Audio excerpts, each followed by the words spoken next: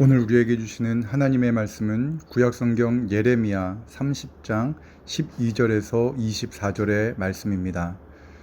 구약성경 1099쪽에 있는 예레미야 30장 12절에서 24절의 말씀입니다.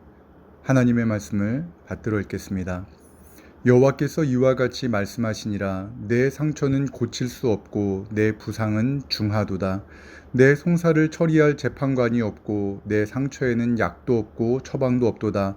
너를 사랑하던 자가 다 너를 잊고 찾지 아니하니 이는 내 악행이 많고 내 죄가 많기 때문에 나는 내 원수가 당할 고난을 내가 받게 하며 잔인한 징계를 내렸도다.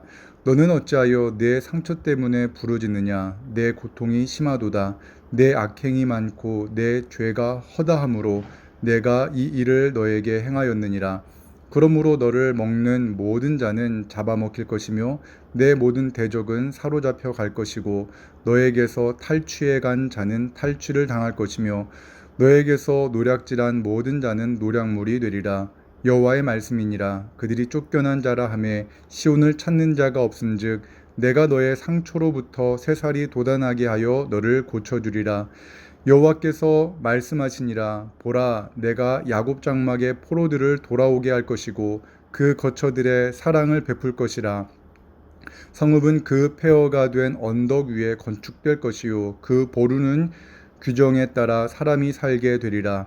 그들에게서 감사하는 소리가 나오고 즐거워하는 자들의 소리가 나오리라.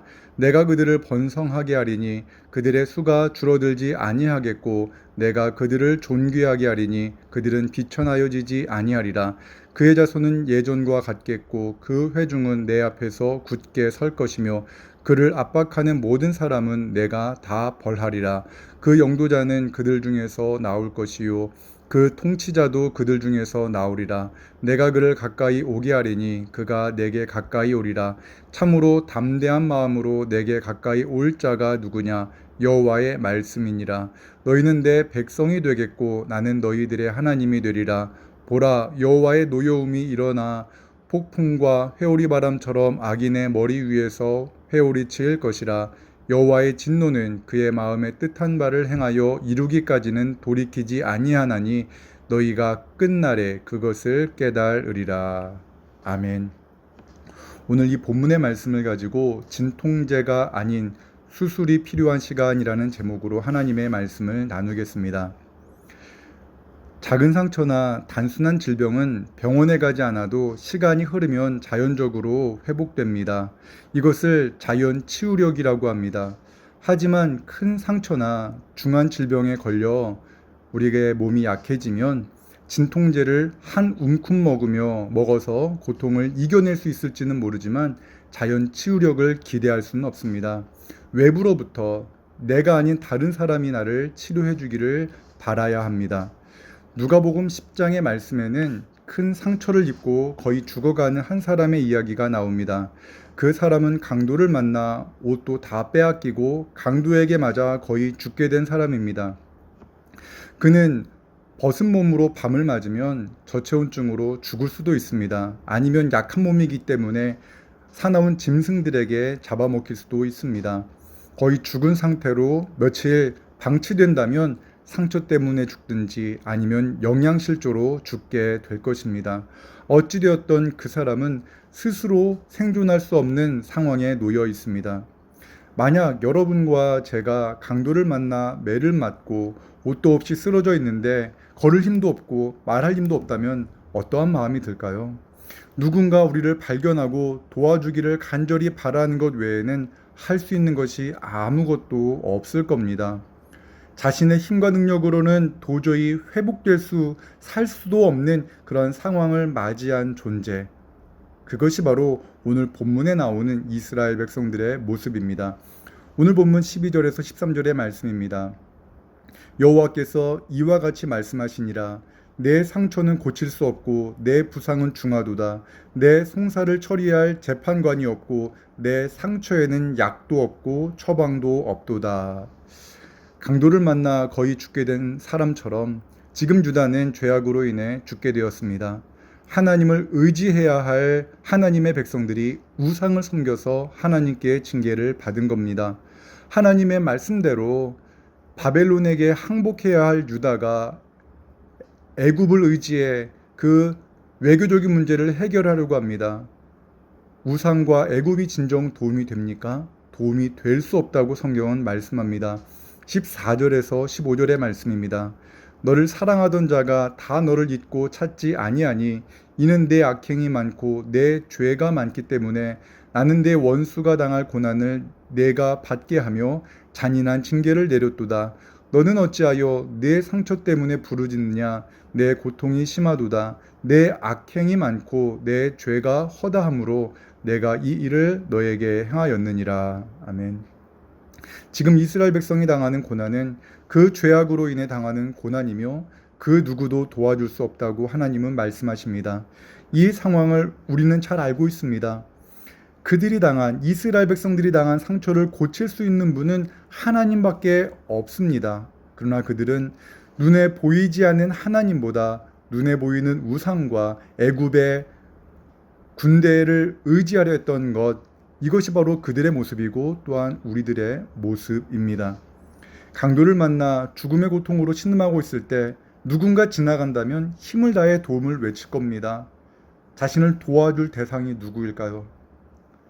성경 말씀을 보니까 처음에 지나가는 사람은 제사장이었고 두 번째 지나가는 사람은 레위인이었다고 성경은 말합니다. 유대인들의 사회 속에서 그들 사회 속에서 죽어가는 그 사람을 도와줄 수 있을 거라 여길 수 있는, 기대할 수 있는 그 두 부류의 사람이 바로 제사장과 레위인이었습니다. 그런데 그들은 그냥 그를 죽어가는 자를 피해 지나갑니다. 만약 우리가 그 강도 많은 사람이라면 어떨까요? 절망이 몰려왔을 겁니다. 그런데 저기서 사마리아 사람이 지나갑니다. 그는 유대인의 관점에서 도와주지 않을 사람입니다. 도와주지 않을 거라고 기대감이 없는 사람이었습니다. 그러나 그가 쓰러진 강도 맞는 사람을 불쌍히 여겨 상처를 치료하고 자신의 짐승에 태워 그를 주막으로 데려갑니다. 고난당하는 사람을 그냥 내버려 두지 않고 그를 불쌍히 여기는 마음, 성경은 이것을 사랑이라고 말합니다. 우리도 그것을 사랑이라고 말합니다. 우리가 강도를 만나 죽게 된 사람이라면 우리의 상처를 치료하고 주막으로 데려가 보살펴준 사마리아 사람이 바로 우리를 사랑하는 사람입니다. 죽어가는 사람을 도와줄 수 있는 유일한 사람은 그 죽어가는 사람을 향한 불쌍히 여기는 마음을 가진 것과 그 마음과 또한 도와줄 수 있는 능력을 동시에 소유한 사람이어야 죽어가는 사람을 진정 도와줄 수 있습니다.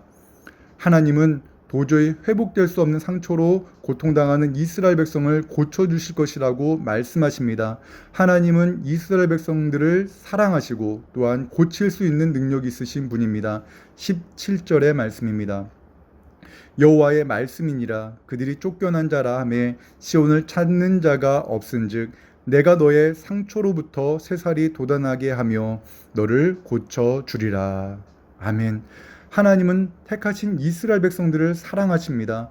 그렇기에 바벨론에서 포로 생활을 하던 그들을 예루살렘으로 돌아오게 할 것이라고 말씀하십니다.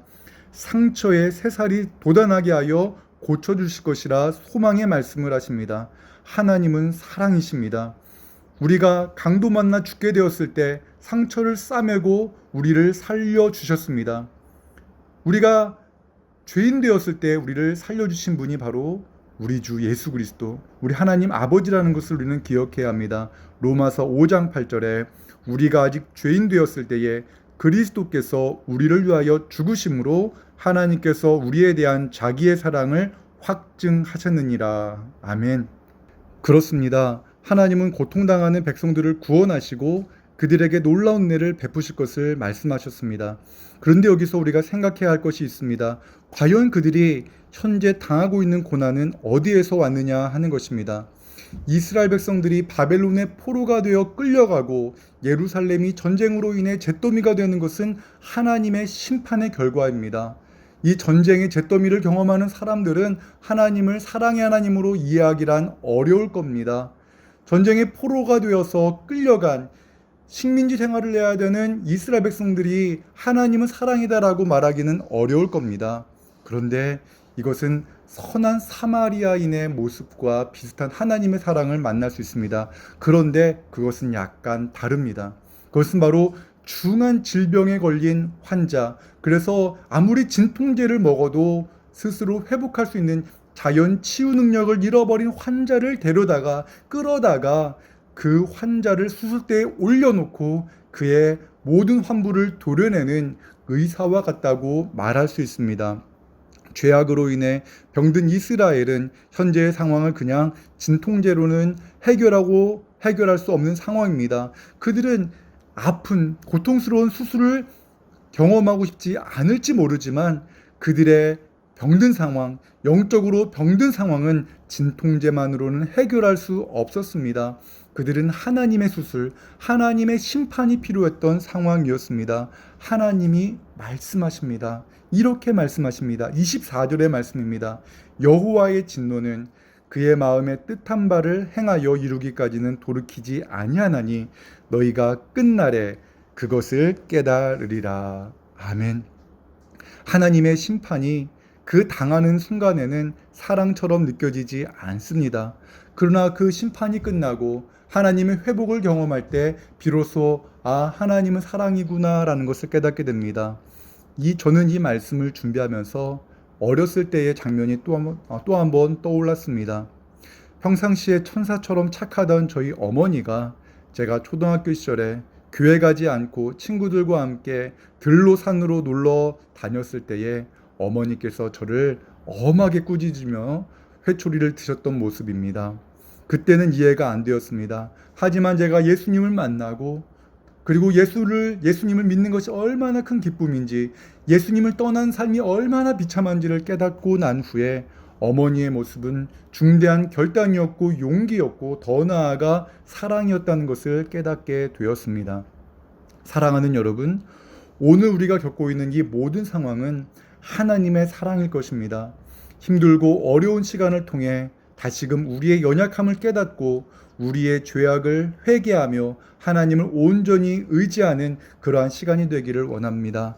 그리고 어려운 시간이 지나고 난 후에 다시 예전의 일상으로 우리가 돌아갔을 때 다시금 하나님의 크고 놀라운 사랑을 기억하는 은혜가 있기를 주님의 이름으로 축원합니다. 아멘. 기도하겠습니다. 사랑과 은혜 하나님, 하나님의 말씀을 함께 나누었습니다. 죄로 인하여 죽을 수밖에 없는 우리를 예수 그리스도를 이 땅에 보내심으로 구원하시고 우리의 죄값을 치르시기 위해 예수 그리스도께서 십자가에 달려 죽으신 것을 믿습니다. 그 크고 놀라운 사랑으로 인하여 우리가 이 시간 하나님 예배합니다. 그 크고 놀라운 사랑을 오늘도 기억하며 살아가는 우리 모두가 되게 하여 주시옵소서. 이 힘든 시간을 이겨낼 수 있는 믿음과 은혜를 허락하여 주시옵소서. 우리의 힘으로 해결할 수 없는 이 상황 속에서 먼저 믿는 우리가 하나님께 기도하며 하나님의 크고 놀라운 은혜를 경험하게 하여 주시옵소서. 예수님의 이름으로 기도합니다. 아멘.